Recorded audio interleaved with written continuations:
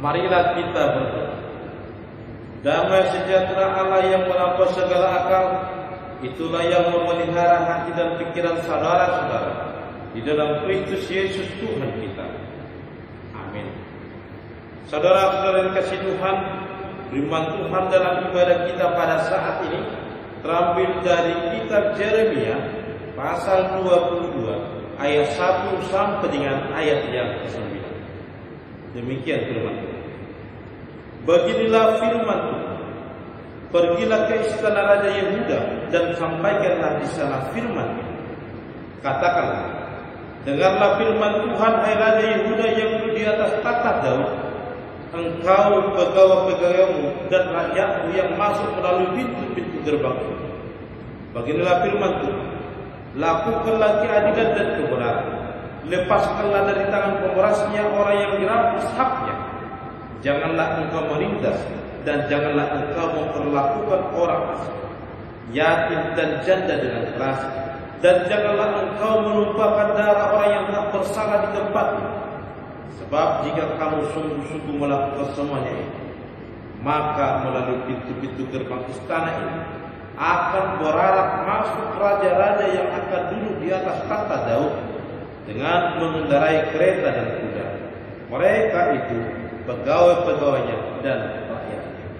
Tetapi jika kamu tidak mendengarkan perkataan ini, maka aku sudah bersumpah demi diriku, demikianlah firman Tuhan, bahwa istana ini akan menjadi runtuh. Sebab beginilah firman Tuhan mengenai keluarga Raja Yehuda.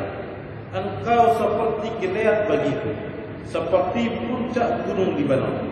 Namun pastilah aku akan membuat engkau menjadi padang gurun, menjadi kota yang tidak didihami orang. Aku akan menetapkan pemusnah-pemusnah terhadap engkau, masing-masing dengan senjatanya. Mereka akan menebang pohon aras pilihanmu dan mencaplakkannya ke dalam api. Dan apabila banyak bangsa melewati kota ini, maka mereka akan berkata seorang kepada yang lain, mengapakah Tuhan melakukan seperti itu kepada kota yang besar ini? Orang akan menjawab, karena mereka telah melupakan perjanjian Tuhan Allah mereka dan sujud menyembah kepada Allah lain dan beribadah kepadanya.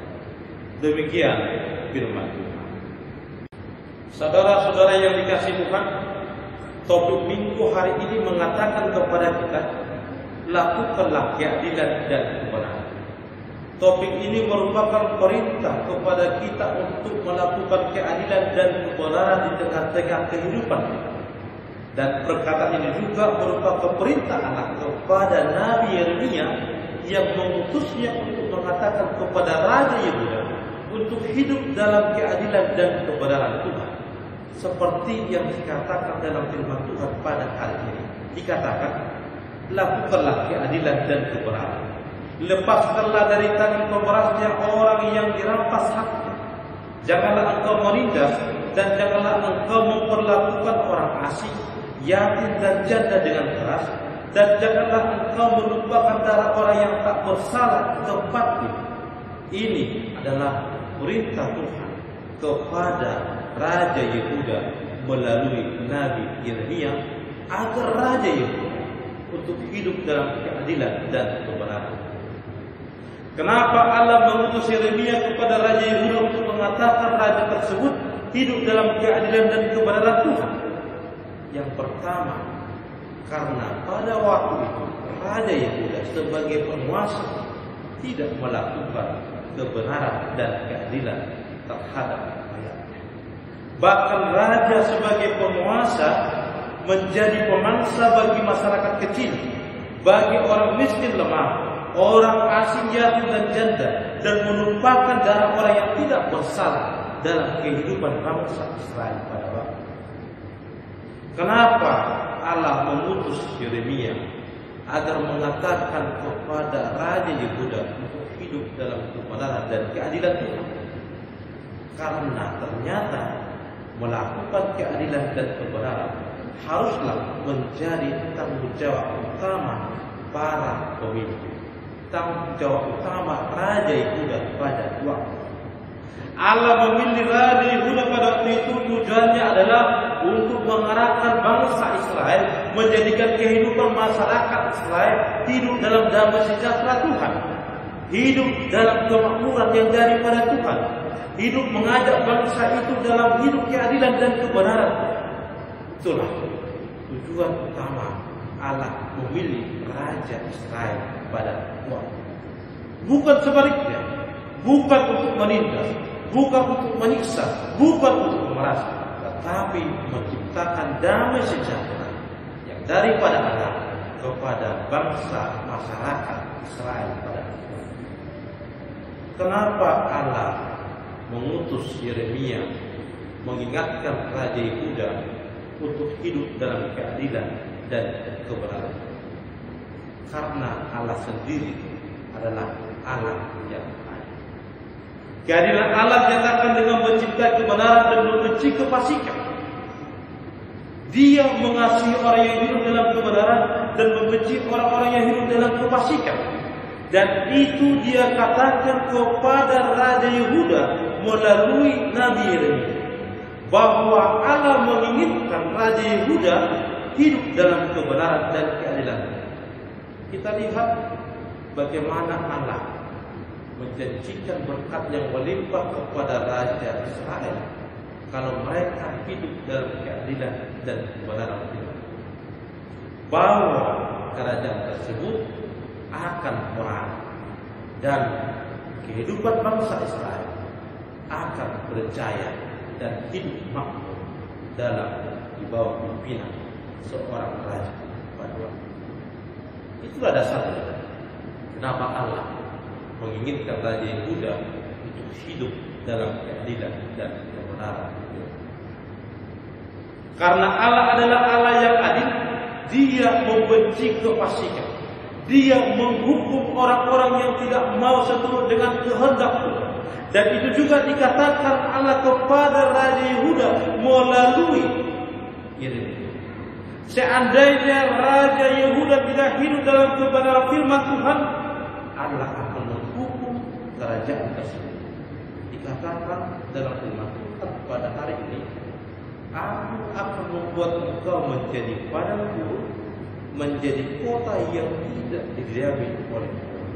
Artinya, kalau Raja Yehuda tidak hidup dalam kebenaran firman Tuhan, Allah akan menghukum mereka menjadi bangsa yang terluka. Inilah sifat daripada Allah. Allah mencintai keadilan. Orang-orang yang hidup dalam keadilan dan kebenaran firman Tuhan akan diberkati Tuhan. Tetapi orang-orang yang tidak hidup dalam kebenaran dan keadilan Tuhan akan Tuhan hukum. Dan kita lihat keadilan dan kebenaran firman Tuhan nyata dalam kehidupan bangsa. Kalau seorang raja hidup benar di hadapan Tuhan, bangsa itu akan hidup dalam damai sejahtera. Kalau bangsa itu tidak hidup dalam kebenaran firman Tuhan, Allah akan. Kalaupun Allah menghukum orang-orang yang tidak hidup dalam kebenaran firman Tuhan, Allah mengatakan kepada orang yang tidak hidup dalam kebenaran firman Tuhan untuk bertobat. Dan itu sering dilakukan Allah kepada bangsa Israel. Ketika bangsa itu menjauh dari Tuhan dan tidak hidup dalam kebenaran firman Tuhan, Allah menghukum bangsa itu untuk mengingatkan mereka kembali kepada Tuhan. Dan disitulah kita lihat keadilan Tuhan. Allah tidak menginginkan bangsa itu terus dalam dosa, tetapi Allah mengingatkan mereka melalui hukuman agar kembali kepada Tuhan. Saudara-saudara yang dikasihi Tuhan, Allah itu adil. Artinya Allah akan selalu berlaku benar sesuai dengan prinsip kebenaran. Dia tidak akan pernah melanggar ketetapan-ketetapan hukum yang telah diperbuatnya. Allah adil, artinya Dia bersikap benar dalam kehidupan umat percaya. Kalau di tengah-tengah kehidupan orang percaya, kita patut bersyukur karena Allah sudah berlaku benar dan bersikap adil dalam kehidupan. Keadilan dan kebenaran Tuhan yang paling besar yang nyata dalam kehidupan umat percaya adalah Dia mengutus anaknya Yesus Kristus untuk keselamatan kita. Dia mengutus anaknya untuk membuat kita hidup dalam damai sejahtera yang daripada Tuhan. Hidup berdamai dengan Tuhan. Yang tadinya kita patut dihukum, tetapi Allah menghukum manusia melalui anaknya Tuhan Yesus Kristus untuk keselamatan kita. Inilah keadilan dan kebenaran Allah yang paling besar di tengah-tengah kehidupan orang. Saudara-saudara yang kasih Tuhan, kalau Allah mengingatkan kita untuk hidup melakukan keadilan dan kebenaran, yang menjadi pertanyaan, sudahkah kita bersikap adil dan benar di hadapan Tuhan dalam kehidupan kita? Sudahkah kita sudah hidup dalam kebenaran firman Tuhan? Hidup sesuai dengan kehendak Tuhan? Tuhan ingatkan kita untuk hidup dalam keadilan dan kebenaran firman. Artinya hidup kita seturut dengan kehendak Tuhan.